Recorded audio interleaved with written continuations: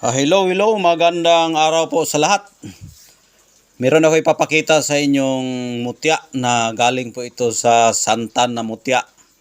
Pero bago ko sisimulan itong kwento nito ay huwag makalimot yung mga baguhan po na mag-subscribe, mag-like at mag-share para maka-update din kayo sa aking mga videos kung gusto ninyong ganitong usapin. Kaya sisimulan ko na ang aking kwento at ito po ay mutya sa santan. Ayan. Sa nakakilala po ng santan, ito po ang kanyang mutya. At nakuha ko po ito sa kanyang bulaklak. Dahil ngayong santan, napakarami po yung kumpul-kumpul na bulaklak. Nag-trim ako dito sa aming bakuran. Pag trim ko, meron akong natamaan sa aking gunting na bato. At yan po ay nakadugtong talaga siya sa puno ng bulaklak. Yung puno ng bulaklak na santan. Dahil nga yung bulaklak, may puno yan. Yung bulaklak nga, alam nyo ba yung bulaklak? Dahil yung santan nga, bulaklak siya. Yung bulak niya, kukunin ko yung santan para makita nyo ha. Ayan po yung bulaklak ng santan. Ito po yung ibig ko sabihin.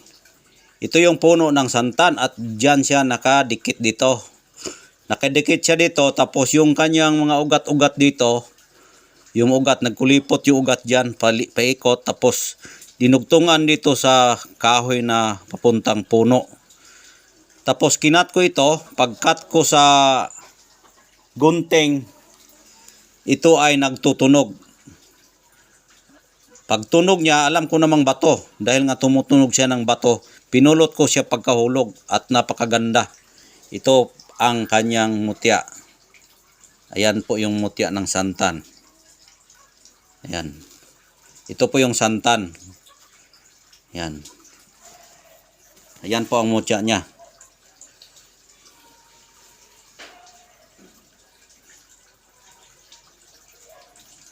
Ayan. Yung grano niya, grano po yan sa ugat ng puno. Ito, yan. May ugat dyan na napakarami at ito po ang kanyang kinuliputan o hinahawakan sa mga ugat. Kumbaga parang dalakit ba, yung baliti na maraming ugat. Kaya ito po yung hinahawakan yung mga grano niya. Kaya hindi siya nahulog at nag-produce siya ng flowers. Oh, yan. Ito yung flowers, mutya sa flowers ng santan. Ayan. Pagkahulog niya, na tamaan kasi ito ng gunting, nakadikit pa yung dito niya sa mga ugat-ugat ng santan at pagkakuha ko na ito dahil ito yung natamaan, inopen ko pa yung mga ugat na nakadikit sa puno ng santan. Ayan, pagkuha ko, ito po yung kanyang mga grano sa kanyang ugat na aking pagkuha. Dahil nga nagtataka ko bakit matigas yung natamaan ko na parang bato at nahatak yan. Pagkahatak, syempre, kinuha ko dahil nga tayo yung mag-aanting, naghahanap tayo ng mga mutya, kunin natin para makakuha tayo. Kaya yan, nakakuha tayo. Ito po ang mutya sa santan. Yan. Iwan ko kung anong bulaklak ito sa inyo. Sa ibang pangalan, iwan ko, para sa akin ito ay santan. Yan po yung bulaklak. Presko lang oh. Kanina ko lang ito nakuha. Kanina pa lang. Yan. Ito yung mutya niya. Ayan po yung mutya niya. Kaya sa gustong nangangailangan ng mutya, ay mayroon tayong mutya sa santan. Para kung gusto nyong nangangailangan kayo ng mutya ng panghalina, ito na po ang panghalina na mutya na para sa'yo. Ayan, panghalina yan dahil nga bulaklak. Dahil kapag magdala ka ng bulaklak, ay pang-inganyo po yan sa mga tao o panghalina. Ayan, panghalina po yan sa lahat ng paninda mo. Kapag dala mo ito, kapag hindi ka maninda, napaka ganda mong tingnan. Kapag babae ka magdala nito, mas lalo kang gumanda. Dahil kapag tingnan ka, para kang bulaklak. Tapos kung lalaki ka, pagdala mo ito, sobrang gwapo ka tingnan. Kahit hindi ka gwapo, gwapo kang tingnan dahil dito. Kapag gamitin mo ito sa business, ilagay mo ito sa lalagyan ng pera, dadami ang customer na papasok sa iyong tindahan. O kahit anong paninda mo, basta naninda ka, maraming taong pumapasok. Dahil dito sa birtud ng santan. Bihira lang ang makakita nito. Bihira lang.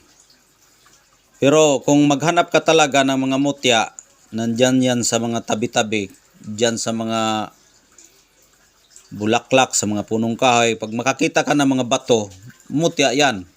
Basta galing talaga siya sa ilalim ng mga ugat-ugat ng mga kahoy, mga punong kahoy, mga bulaklak, kahit anong mga buhay na halaman na tumutubo sa ibabaw ng lupa.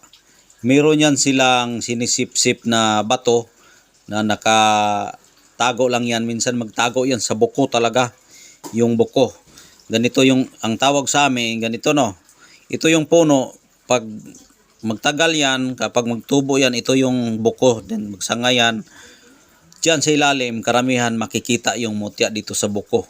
Dahil kapag magsipsip sila ng minerals, dito yan sila makatambay sa loob ng kahoy na buko. Ito po yung buko tawagin sa amin.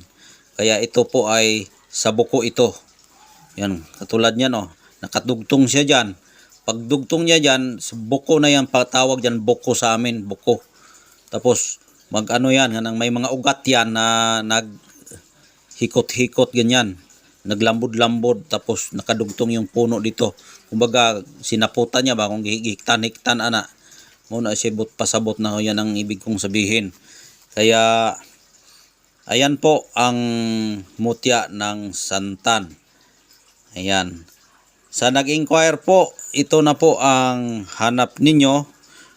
Kung hindi man ninyo ito makuha, baka sa ibang tao na nakakita nito, baka siya pa ang makauna, ay paunahan na lang po. Dahil nga po ay mahirap kasi magpa-reserve. Yung magpa-reserve ka, tapos hindi mo ituloy, yung gustong kumuha, pinagtanggihan mo na mahirap pag ganun kasi maraming nangangailangan, tapos nag-inquire, ipakita sa video, tapos hindi naman ituloy ang nangangailangan, hindi makatikim. Kaya ang gusto ko, pag inquire kung may pira, wag nang pa-reserve, bili agad para para mapasayo talaga. Pero hindi ibig sabihin na ibigay ko ito agad, ikikilatis ko muna yung tao na itatanong ko sa aking gabay kung siya ba ay karapat-dapat na pwedeng magdala ng mutya ng mga kalikasan. Kasi mayroong gaya-gaya lang na magdala-dala lang ng mga mutya, tapos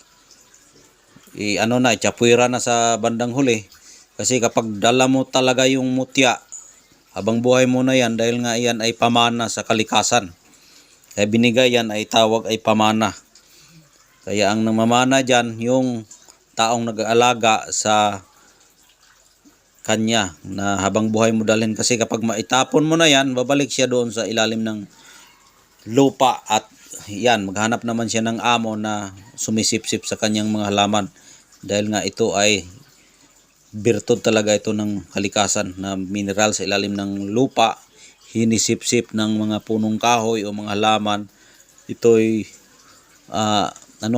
musubay siya sa ilalim sa pusod sa sa mga ugat-ugat. Diyan siya dumadaan, pero dahil sa birtud niya, yung lakas, yung kanyang power, yun, lumabas siya sa mga bulaklak, sa mga prutas.